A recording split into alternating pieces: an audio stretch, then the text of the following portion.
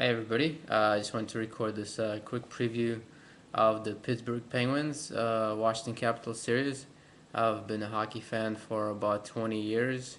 I know the game very well. This is my first video post on here. I've been writing about it a lot for many years, but decided to finally create a YouTube account where I can share my knowledge and probably get a lot of crap from everybody because it seems like if you post on YouTube, you better have very thick skin. So we'll see. That'll be a test of mine. Um, in any case, the Pittsburgh Penguins Washington Capitals series is being billed, obviously hyped up as a matchup between Alex Ovechkin and Sidney Crosby. Of course, that's really kind of for the casual fans who may have heard of only these two guys. The series is really much more than that. First of all, to anybody who knows hockey, they know that Sidney Crosby, and this is not a knock against him. I really like Sidney. I think he's a great player. He's just not happens to be not the best player on his own team. Evgeny Malkin is the best player on Pittsburgh Penguins. So it's more of a matchup between Malkin and Ovechkin. But you know, aside from those two guys, of course, Pittsburgh also has they have Malkin Crosby, and they also have Chris Kunitz and Bill Guerin, the two new additions who have fit into the team very well, who give them much more scoring depth. They also have Peter Sikora, and as well as Fedotenko. Miroslav Shatan was called up recently. He was sent down to the minors when Dan Bylsma took over as coach. Miroslav Shatan, I think, is actually still a very good player. He just didn't fit into the previous coach's Terrian system, which was more defense oriented. I think under Dan Bylsma instituted a new, very attacking, aggressive system. I think it suits Miro Shatan much better, so he might be a very effective player in the system. He looked pretty good in the two games that he played against the Flyers in the first round.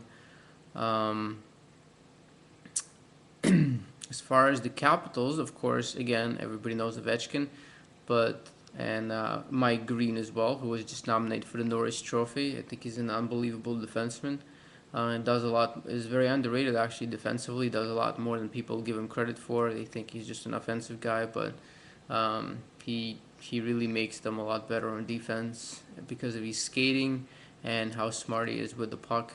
He plays over 30 minutes. He had a great plus minus, and is very useful to his team. And then also, of course, they have Sasha Soman, Alexander Soman, who is an unbelievable player, with really probably the most skilled player in the NHL, I would say. Again, people would say, what?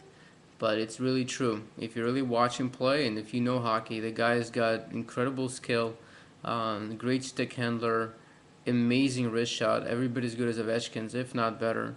Very smart. Sometimes he's a pretty high risk player. Sometimes he makes really bad giveaways, but that kind of comes with being a very creative player. He has scored 5 goals in the first round. He leads the NHL in goals after round 1.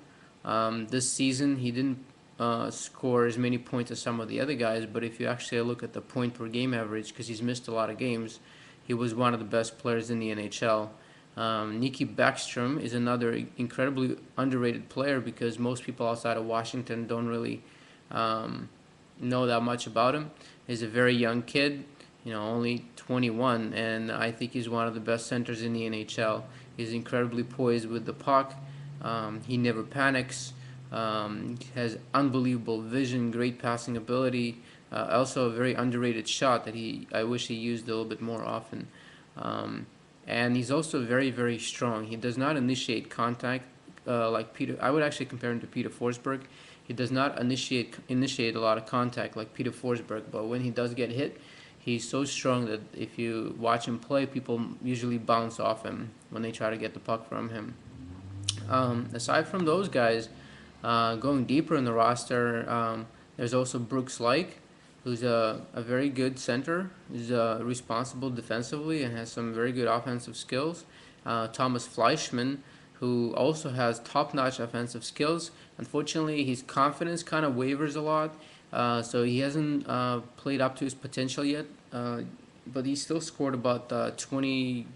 He scored over 20 goals this season, and I think he's, as Bruce Boudreau says, he has a potential to be a 30 or maybe even a 40 goal scorer in the NHL. Some of the goals he scores are absolutely brilliant, but then he goes into long droughts because, like I said, he kind of struggles with confidence. Like when his confidence is high, he tries a lot of things and he can use his skill. But when his confidence is low, he kind of gets down on himself and doesn't do as much. The Capitals also have Eric Fair, who was a 50 goal scorer in juniors, but so far hasn't really shown the ability to score in the NHL at the NHL level. Of course, they also have Viktor Kozlov, who is an incredibly skilled 6'5" player who can play center, right wing. But unfortunately, for whatever reason, he's really underachieved in his career. I mean, he's only scored 12 goals this year. But you never know. When this guy shows up, he can be the best player in the ice. He can totally dominate. He's got great stick handling, great shot, and he's very, very big. He's pretty much immovable out there. I wish he used his size a little bit more and played with a little more intensity. I think if he even had half the intensity of Ovechkin, he would be a great player. I'm not gonna talk too much about actually Ovechkin and Crosby or Malkin. Everything's been said about them. They're great players, obviously the best players in the series. There's also, of course, Sergei Fedorov. I should mention, oldie but goodie, as he's proved with his Game 7 winning goal in the last minutes of the last game against the Rangers. Even at 39, he can still play. He's not what he used to be, but he can still skate and is responsible defensively. And once in a while, he can create a brilliant offensive play. He's still got a good shot. So the Capitals are a very deep team. Actually, they're not a one-line team like many casual fans seem to think. Pittsburgh is also deep offensively, and of course, they also have the former Washington Capitals offensive defenseman Sergei Gonchar, another Russian, who's an excellent, one of the best offensive defensemen in the NHL. And of course, the Capitals also have one of the best offensive defensemen in the NHL, if not the best at the moment, in Mike Green, who struggled a little bit in the first round, but that's also because he had a flu through the first few games and was very weak. It was very noticeable that he couldn't do what he normally does. In the second round, hopefully he'll be fully recovered and we'll see the same Mike Green that we saw. He scored 1 goal in the last game against the Rangers. So, we'll see what happens. Hopefully he'll do really well. Here's my cat. What do you have to say about it, huh?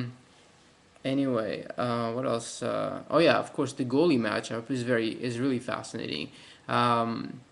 Fleury goes into his second year as in the playoffs. Last year he was questioned, and he played very well and led the Pittsburgh Penguins to the finals. And this year, Washington Capitals had Jose Theodore starting, and that was their biggest weakness was the goaltending.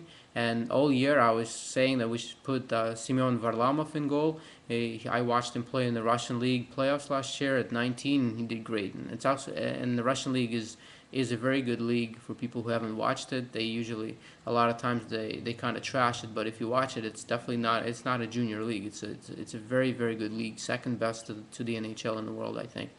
So Varlamov did very well, and Bruce Boudreau put him in after the first game. He did great in the first round. Of course, he's going to be tested much more by the Pittsburgh Penguins because the Rangers really struggled offensively all year. But we'll see how he does. I think he'll be fine. So it'll be an interesting matchup in goal again between Fleury and Varlamov. Hope you enjoyed this preview. Post comments, whatever. Just try to be relatively nice to me. Yeah, we'll see how much crap I can handle from you guys. I'll be back with another video update in the next couple of days.